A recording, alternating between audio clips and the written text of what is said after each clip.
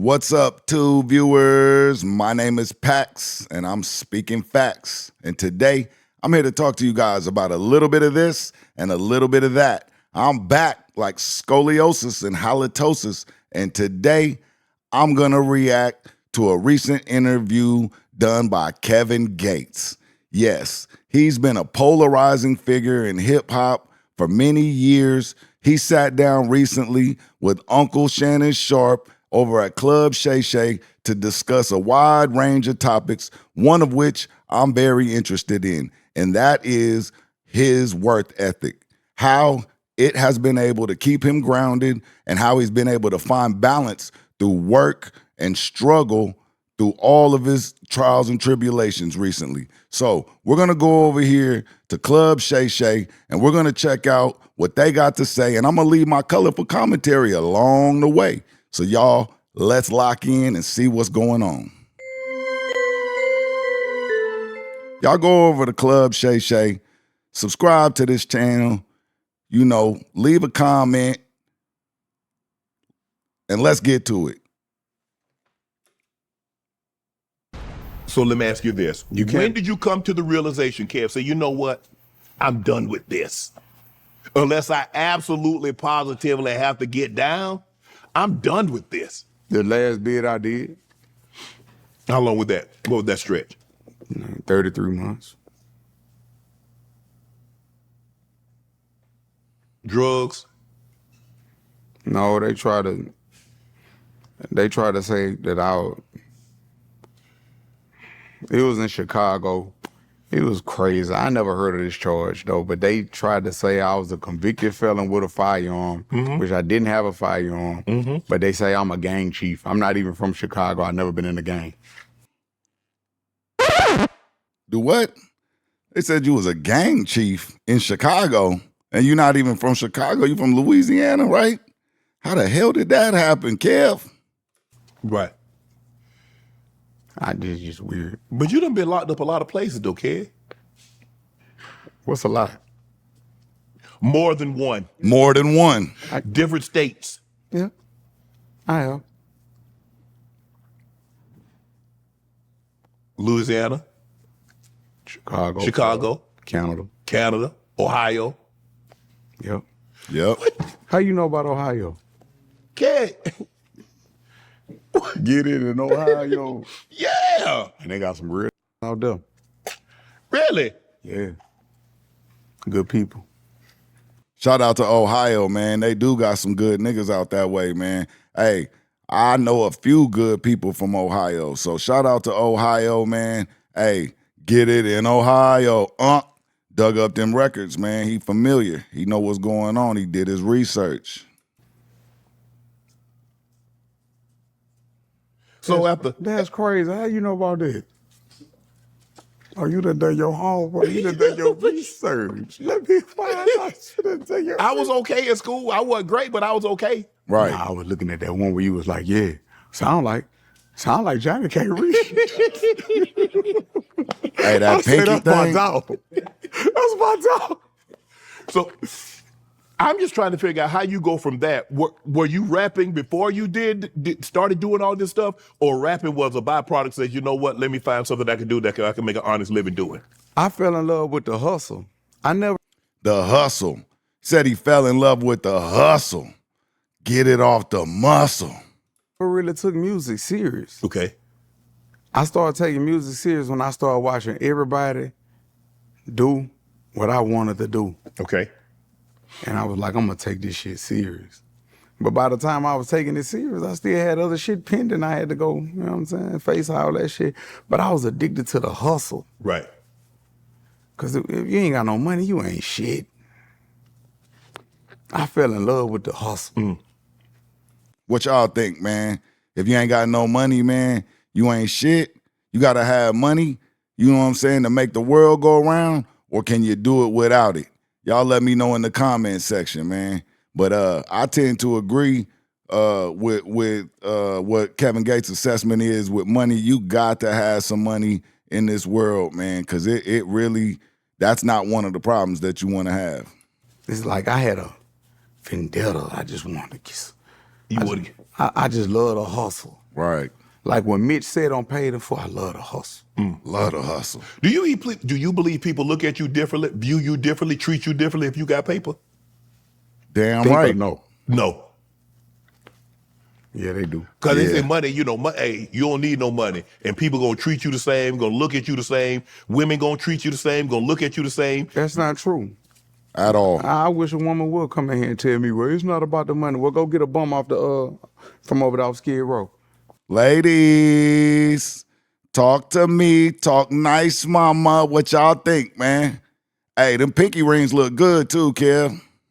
I bet he has a great conversation. Go get him. Move him in your house since money don't matter. That sounds silly. But if you go back and you look at Louisiana, you got Wayne, you got P, you got Boosie, NBA, YB, Mystical, Soldier, Slim, C, Murder, Juvie, Webby, Currency, Birdman, BG. You saw all that coming up. Whole What was roster. around it. Greatness. And you still didn't want to do right until you wanted to do right. It's not that. I was trying, but I also was trying the other way. Exactly. Yes, sir. Yes, sir. Well, you can't serve two gods. You'll love one and despise the other. Yeah. That's a fact, y'all. You cannot serve two gods. And whether you doing it willingly, consciously, or subconsciously, you cannot serve two gods. And it says repeatedly throughout the Bible, both in the Old Testament and the New Testament, that God is a jealous God. Do not make the mistake of serving a false god or worshiping an idol, and by which case you are committing idolatry. Not adultery, idolatry. Look it up. You could just love both of them. Nah, No. you can't love two. No. One of them got to go. That's a fact. Because Yeah, remember, it's- we had a conversation earlier. It's about the law of equivalent exchange. So, yeah. Where your attention goes, energy flows. Mm-hmm. Wherever you put the most, that's where you get the most out of. So, what you do most, you do best. Absolutely. So, I agree with that. And what you love to do, what your passion is, who you're going to be really, and you put your time into that passion, you're going to be good at it. Whatever your I passion love creating new music, you love but I'm creating a drama too. But no, that's not true. I don't love creating drama. What you Some of us are addicted to drama. You know, some of us are agent provocateurs. You know, some of us create drama. Some of us just, we can't get enough of it and we're addicted to it. And so, once you have that awareness, once you realize that how big of a part that plays in your life, then you can start to, channel it in a more positive way. thought you was doing when you was going to juvie in and out? I wasn't creating drama. What were you creating? Big brother, my grandma hustled. That got to My do- grandma sell dope, remember? Little in charge. What? Man, come on, man. Like, what? my grandma, hey, come on, man. So you were exposed to that at a very young age. So really, theoretically, that's kind of all you knew. Right. Y'all seen my grandma on Instagram talking that gangster shit? That gangster shit. Stop playing. God bless her dead. I mean, I'm trying to, I'm trying to like get it to you the raw way, but because I don't want you to feel like, you know what I'm saying? But man, my grandma sell dope. It ain't no military secret. Right. I'm a real street, unfortunately. Right. Like I done hypes, I done junkies and everything. I ain't trying to come out here and be like I just done been bad my whole life. What the fuck? Hold on, we got to circle back to that, man. That could be a very pivotal moment in a young man's life, experiencing sex with junkies and things like that. I mean, even though, it might have been a rite of passage at a point in time in some young men's lives, I mean, it is something that can also have a long-term effect or, be even traumatizing to a young man. So, the fact that he's able to speak on these things so candidly and openly shout out to Kevin Gates, man, because I know he touched on a lot of subjects. And, you know, I just want to give out a trigger warning for those that might be listening to this because, you know, it is possible that this could trigger some people. And if it does, that is not my intent. This is for entertainment and educational purposes only. I done been on the block say, Auntie, I got a 20 pecan. Come eat that motherfucker, man. Yeah. This me. Oh, like, I can't be nothing but me. Oh. Damn. I made a better way because I don't never want my children to experience the things that I experienced. Facts. My children, if they be in the streets, I failed as a father. Oh, man. That's right. I don't miss the streets. But we love it. But I love it. Yeah. I like street shit. Me you too. know you can never go back there. Too big of a fish. Heavy Chevy. And the game ain't the same no more. What changed it?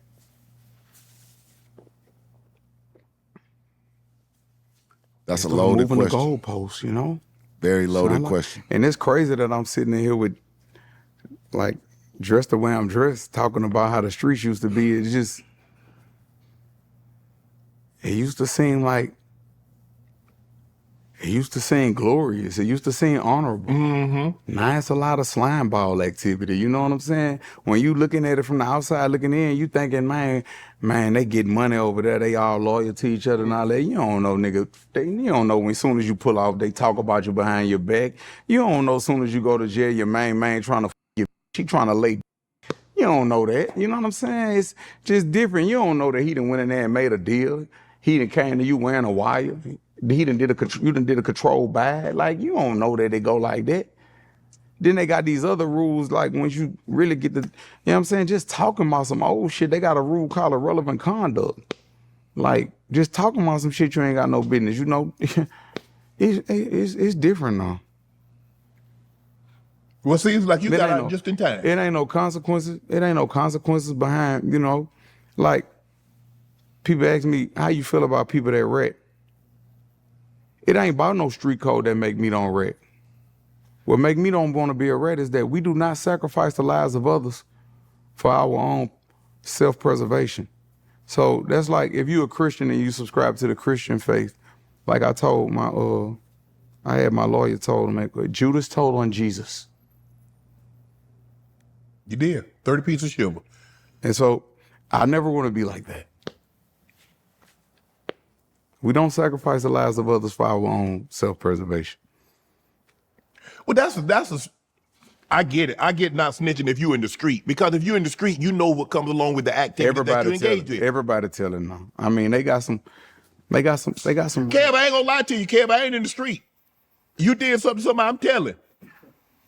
I didn't sign up for that, Kev. But based on my assessment, and you know, to be honest, I wouldn't do nothing gangster with you.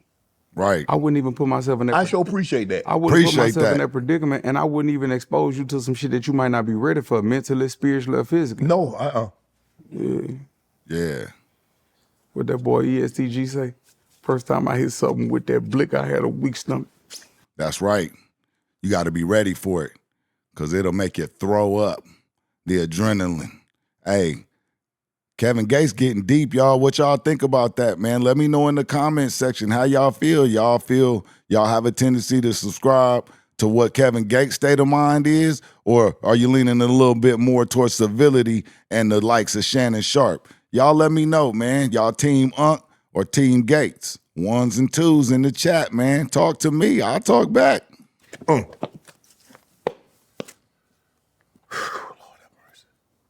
So you see all these figures around you in Louisiana doing it. Is that when you're like, okay, I'm gonna take it serious? Because people around you, it's easy. It's not easy. I shouldn't say easy. But when you see people that grew up in an environment like you and can do something, you have to think that you can do it. Mm-hmm. I ain't seen no doctors and lawyers. You saw hustlers and pimps, huh? With all due respect, I live under that old law, like the ism, but I'm not no pimp. I don't take cash out of bitch ass. I'm too much of a protector for the like my heart ain't built for that. And they Right. say to thine own self be true. So, you know, I just ain't got the heart for that, to be no pimp. I couldn't, my heart ain't gonna let me do it. Cause I love hard, I'm a lover. So it's like, if you violate, I'm gonna demonstrate right there. I'm not even gonna let my woman go through nothing. I'm gonna protect her at all costs. So I had to pick something else more suitable for me. Right. But I respect every man hustle, but that ain't my hustle. I like that. I'm in that hardball lane, that black top in between them yellow lines. Right. But like I say, I'm so glad that I've been delivered from that bullshit. Right. That's right, Kev, man. Hey. Shout out to Kevin Gates, man. I'm glad he's been delivered too, man. I'm glad that he's been able to channel his energy into something positive, into something that we all love, which is great music. When he does interviews, he's very passionate. When he does interviews, he opens up and gives you the raw, the truth, the uncut, the pure, unadulterated. And for that, we appreciate him. And like I say, man, shout out to Kevin Gates. Shout out to Club Shay Shay and Uncle Shannon Sharpe for the interview. We appreciate it. And until next time, my name is Pax, and I'm just here bringing y'all facts. Take care of yourself. Take care of someone else. And until I see you again, it's Kevin Gates for the win, baby.